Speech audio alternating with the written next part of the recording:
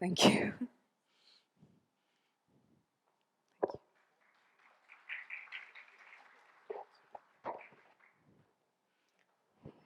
Oh, okay. Is this good? Hello, good evening. My grandfather, at the age of 13, had to leave his education midway. He was selling milk on cycles, going wide and far. He lived a life of true hard work and determination to give me the comfort that I now live with. In return, he's only ever asked for one thing: for me to be happy. Simple, right? Parents want simple things from children: the right job, the right marriage, the right settled life. But beneath it all is a true feeling that my child should just be happy. But our generation, that's tough. If a message hasn't been replied on the stipulated time, or if I get a blue tick and he hasn't replied, I'm anxious. Our generation lives in this time. And I say our because I'm standing here and my only qualification to give this speech is the fact that I'm part of this youth. I wish I was a billionaire telling you that don't do all of this, nothing matters. But the truth is, I'm just a young girl, but stuck between a student and an adult. A student, I say, because I've been an intimate part of this education system. I've studied in the International Baccalaureate, I've studied in the Central Board and the Gujarat Board. I've also studied in three different parts of the world: Ashoka University in India, the London School of Economics in United Kingdom, and University of California, Berkeley in United States. Despite studying at these different educational curriculums, despite being emotionally and intellectually challenged, I felt like I wasn't taught the main thing my grandfather wanted: to be happy. That's weird, right? And so I went on my own little quest to search for it. And this is my pitch, and I hope that education systems include it. I grew up in a remote area, no neighbors, no Wi Fi. That meant I had no distractions, just me and my imagination, and sometimes conversations. Trust me, I became a professional LinkedIn expert. I had only one goal: I'd ask two questions to whoever I came across: what do you do, and are you happy in it? I figured that if they were happy, I would just copy their template, and that's how I'm going to live my life.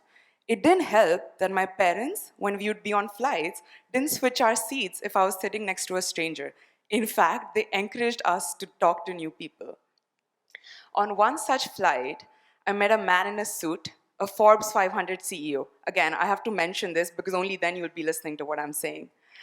I asked him, what's the point of life if after 50 you realize that this is all just a more maya, an illusion?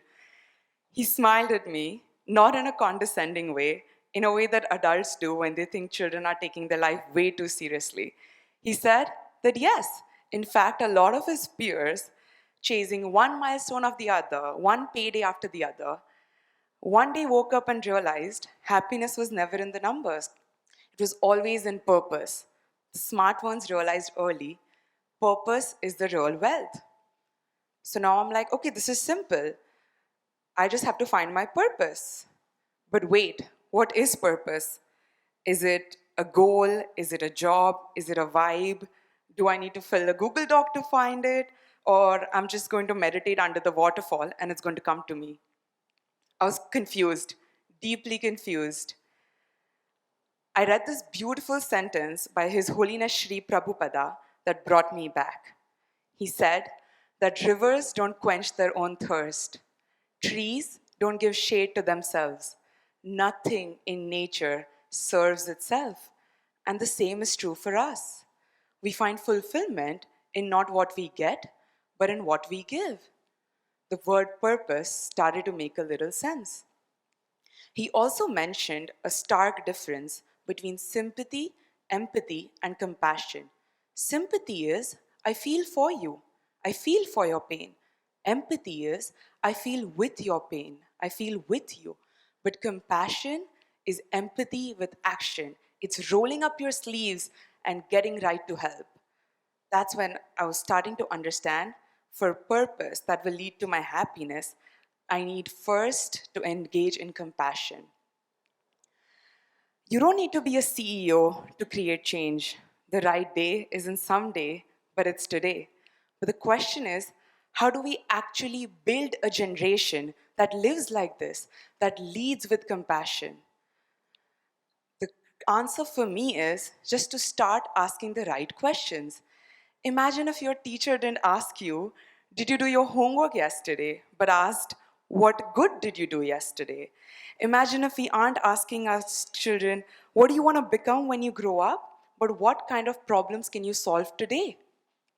It's only when we change these questions, it's when students realize that their roles in society aren't passive receivers of help or it's mere competitors, but they're active change makers, contributors, creators.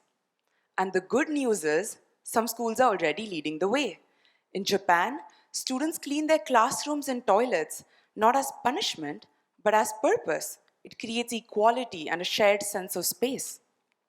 In Denmark, compassion is a mandatory subject. Students have allocated class time where they discuss peer conflicts and their emotions.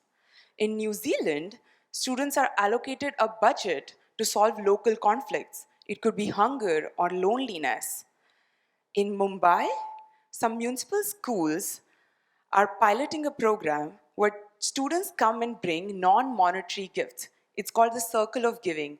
It could be coaching, it could be helping a peer with a chore, and then they journal it in their kindness books.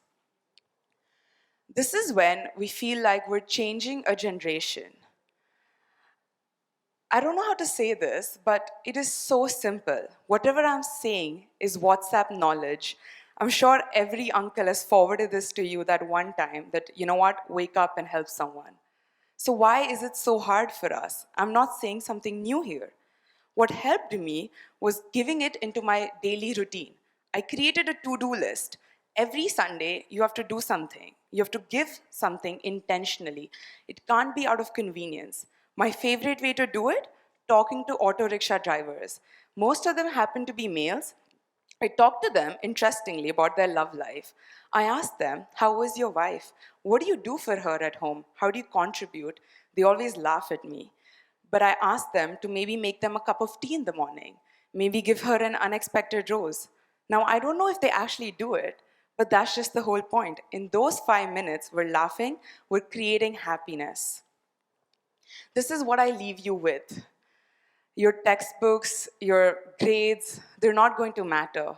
It's the life that you're going to build. Again, no new knowledge, things that we already know. I know that there are a lot of mothers in the audience. You don't need a lesson in giving. You've been giving your last bowl of curry since forever. I also know there are some Gujaratis in the audience. We all want our kids to join daddy's dhando, the business. But what if giving was a part of the return of investment? What if we aren't teaching our children how to earn, but how to contribute, how to not create companies, but communities? Think of it as brushing your teeth. Nobody likes it, but it's hygiene. Giving is a part of your emotional hygiene. It's a mindset, it's a daily habit, it's a muscle that we need to cultivate. I leave you all today with just one mindset. If we can all engage in one act, one mindful act every day, it's only for yourself. There's this big misconception that giving is selfless. I feel like it is the most selfish thing that you can do because you do it just for yourself, not performatively, not temporarily, but deeply.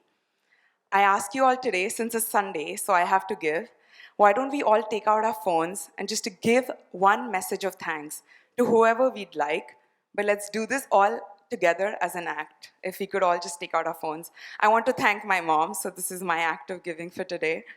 But it'll take a minute, so just pick up our phones, send a thank you message to maybe someone you've not reached out to.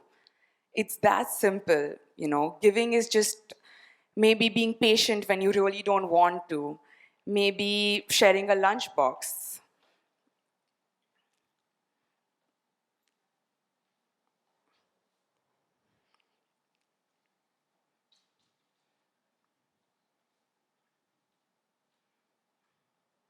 Thank you so much. I'm going to leave you all with one message. If the future of education is not how to teach how children can make a living, but how they can make a life, Let's all wonder what we can give today. Thank you so much.